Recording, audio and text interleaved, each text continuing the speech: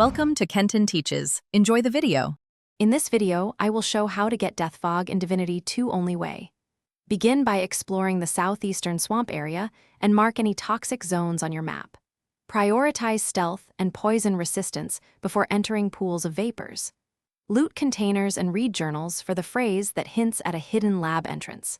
Save often and use a character with high perception to detect secret doors and traps quickly.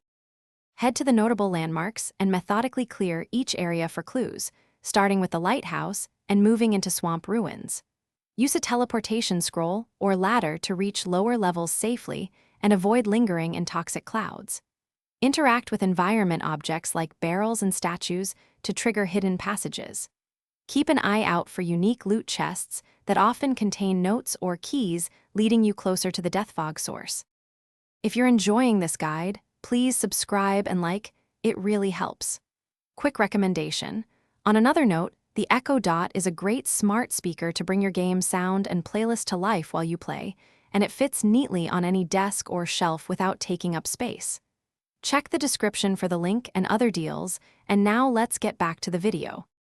Prepare by equipping poison resistance and carrying several cleansing potions, then approach suspicious mist with caution.